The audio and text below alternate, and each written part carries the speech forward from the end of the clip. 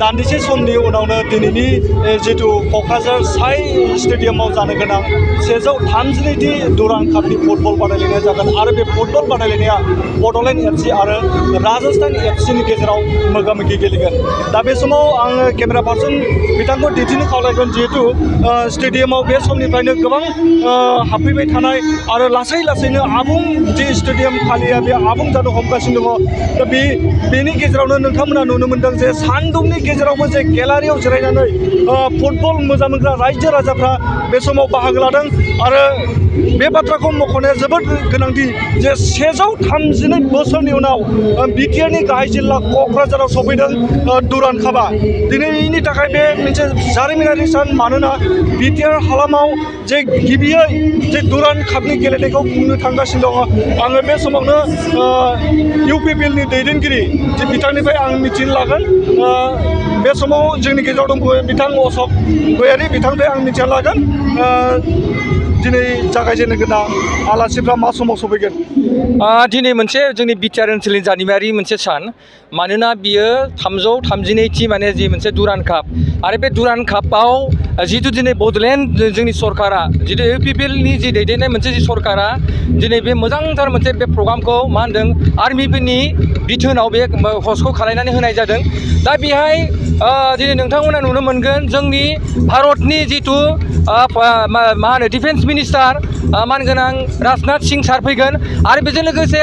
जोंनि आसामनि chief minister doctor Himanta Biswa Sharma फैगोन आरो बेजों लोगोसे जोंनि गुबुन केबिनेट दैदेनगिरि बिथांमोन आरो सेन्ट्रेलनि आर्मि चिफ आरो गुबुन बिथांमोननि आर्मिनि अफिसारफ्रा बेहाय बाहागो लागोन। दा बे नोंथांमोना नुनो मोनदों जे गोबां रंगिना संगिना, मानोना बियो मोनसे जोंनि बिटिआर ओनसोलनि बर'फोरनि मोनसे बे जारिमिनारि सान होननानै जों सानना लादों। मानोना दिनै बेबायदि जों मालाबाबो नुफेराखैमोन। बेबायदि गेमखौ जेब्ला जों नायनो नागिरो अब्ला जों केलकातायाव थांनो गोनां जायोमोन, गुवाहाटी बायदि सोहोराव जों थांनो गोनां जायोमोन आरो गुबुन जोङो स्टेटफ्राव थांनो गोनां जायोमोन। नाथाय जोंनि जायगायावनो दिनै बेबायदि मा होनदों रंगिना संगिना मोनसे बे हाबाफारिखौ जों नुनो मोनदों आरो जों आसा खालामो फैबाय थानाय समाव जोंनि जेनेरेसनफ्रा जाहाथे बेनि गेजेरजों मोनसे सोलोंनायखौ मोनगोनो हागोन बा शिक्षाखौ मोननो हागोन। मानोना मोनसे डिसिप्लिन भाबजों दिनै आर्मिया बे प्रग्रामखौ दिनै कन्डाक्ट खालामदों आरो नोंथांमोनाबो नुनो मोनदों। मानोना मोनसे रंगिना संगिना बेहाय हारिमुजों लोगोसे जोंनि मोनफ्रोमबो हारि माहारिफ्रा बेहाय बाहागो लाफैदों। खुनु बेहाय माने मोनसेल' हारि नङा। मानोना बे नोंथांमोना दसे समनि उनाव मोनगोन आरो दसे समनि उनावनो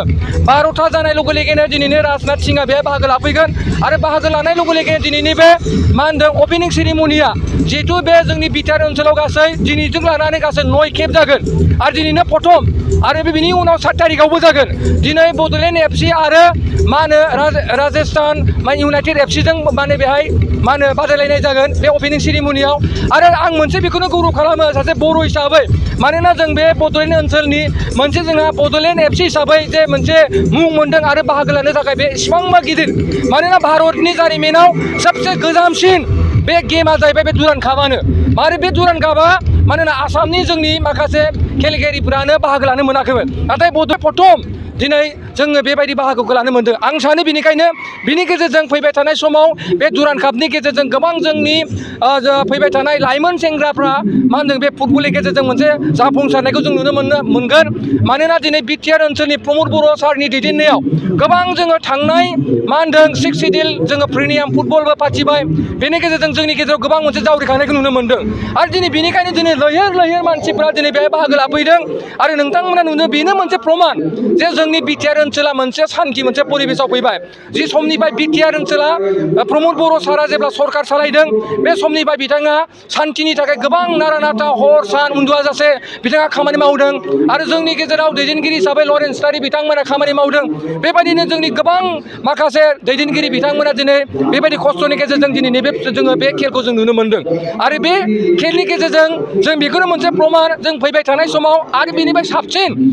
हामसिन जाहाथे जों इन्टारनेसनेल लेभेलनि आरो जोङो टुर्नामेन्ट फाथिबावनो हायो आरो बेखौ जोंनि प्रमद बर' सारा आरो बिनि सायाव मोनसे इनिसिएटिभ लाबावगोन। बेनिखायनो जोङो धन्यबाद होनो नांगोन, मानोना बिटिआर सरकार आरो लोगोसे जोंनि जेसेबां बेहाय थानाय प्रखाखनफ्रा मोनसे बिथांमोना सापर्ट खालामदों आरो बेहाय दिनै आर्मि इन्डियान आर्मिया खुंदों। मानोना बेखौ बड'लेण्ड आर्मिया खुङाखै, मानोना बड'लेण्ड सरकारा बेखौ जास्ट माने जों सापर्टल'सो खालामदों।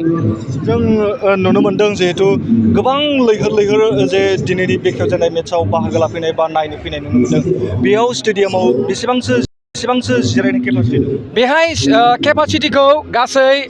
मा होनो 10,000नि केपासिटि लानाय जादोंमोन मानोना अनलाइनाव गासै 7,000सोआनो अलरेडि अनलाइन माने बुकिं खालामदों आरो बिनि उनाव जोंनि बिटिआरनि मानगोनां चिफ प्रमद बर' सारा जाहाथे बे ओनसोलनि रायजो राजायाबो नुथों आरो रायजो राजायाबो जाहाथे बे फुटबलखौ नायनानै मोनसे जावग्रिखांनाय फैबाय आरो सोलोंनाय मोननो हायो बे बिथिंखौ लानानै बिथाङा 3,000 रायजो राजानि थाखाय मोनसे फ्रि रिजार्भ खालामनानै होनाय जादों आरो दा नुदोंमोन नोंथांमोना लैहोर लैहोर जोंनि मानसिफोरा फैदों सोरबाया सासे सानै मानसिफ्रा टिकेट मोना जानो हागौ नाथाय बिथांमोना फैगोन 7 तारिखआव जिथु टुर्नामेन्ट जाबावगोन जों बिथांमोननो एडजास्ट खालायगोन मानोना दिनै प्रथम अपेनिं सेरेमनि जानायखाय माखासे जोंनाव बेहाय प्रट'कल मानिनांगौ जायो मानोना बेहाय भारतनि मा होनदों जोंहा डिफेन्स मिनिस्टार फैगोन दा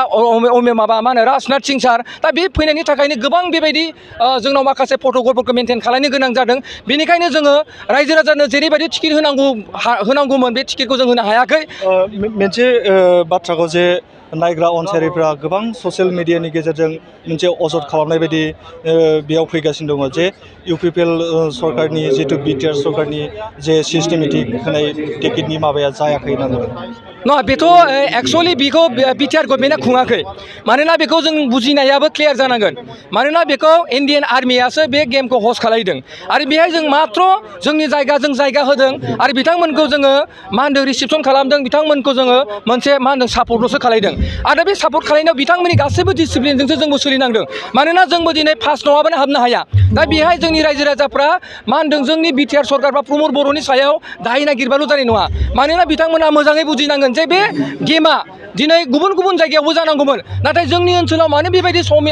इसिबां गिदिर मोनसे टुर्नामेन्टआ दिनै जानो थांदों दा बेखौ जोङो बे गेमखौ लाबोनायाव दिनै जोंनि प्रमद बर' सारखौ जोंनि रायजो राजाफ्रा धन्यबादसो होनांगौमोन आरो बेजों लोगोसे दिनै जोंनि बड'लेण्ड एफसिआ जे बेहाय बाहागो लानो मोनदों बियो जोंनि थाखाय बेसेबां गौरब रंजाथाव मानोना जोंनि बर' लाइमोनफोरनि थाखाय मोनसे बियो मा होनदों मोनसे जारिमिनारि सान जानानै दिनै थागोन आरो आं आसा खालामो दिनै बड'लेण्ड एफसि हिसाबै जोंनि गोबां रायजो राजाफ्रा बेहाय बाहागो लाफैदों बिथांमोना सापर्ट खालामनो फैदों आरो आं सानो दिनै राजस्थान इउनाइटेड एफसिखौ बिथांमोना फेजेनगोन बड'लेण्ड एफसि हिसाबै दा ओंखायनो आसा खालामदों आं बड'लेण्ड एफसिआ जेब्लायबो जोंनि जानानै बिथांमोना जोगोन आरो रायजो राजानि जि आसा जि आखाखौ लानानै रायजो राजाफ्रा फैदों जे बड'लेण्ड एफसिआ देरहागोन होननानै आरो बेखिनि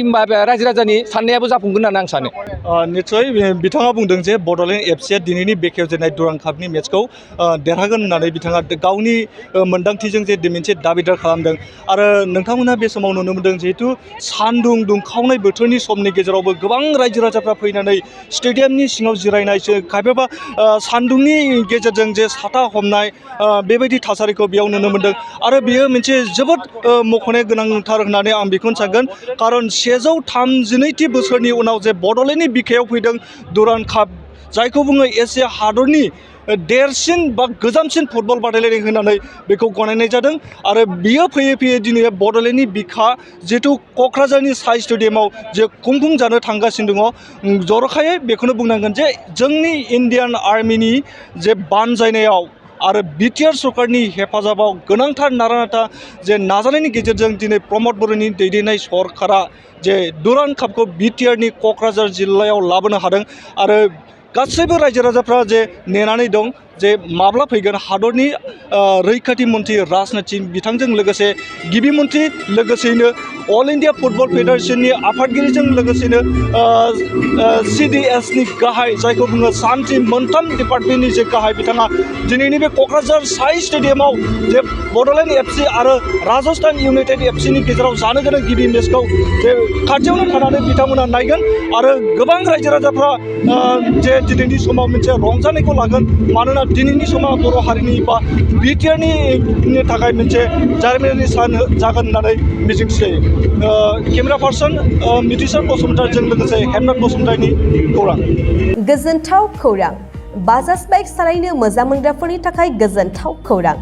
दावहारु अट' एजेन्सिया बाजाज बाइक सालायनो मोजां मोनग्रा रायजो राजाफोरनो होगासिनो दं इन्डिपेन्डेन्ट डेनि थाखाय ल' डाउन पेमेन्ट आरो इजि एक्सचेन्ज अफार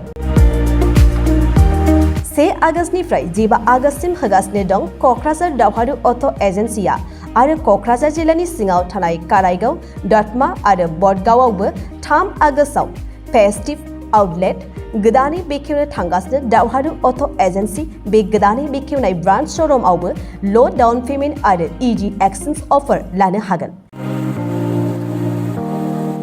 बाइक सालायनायाव हमनो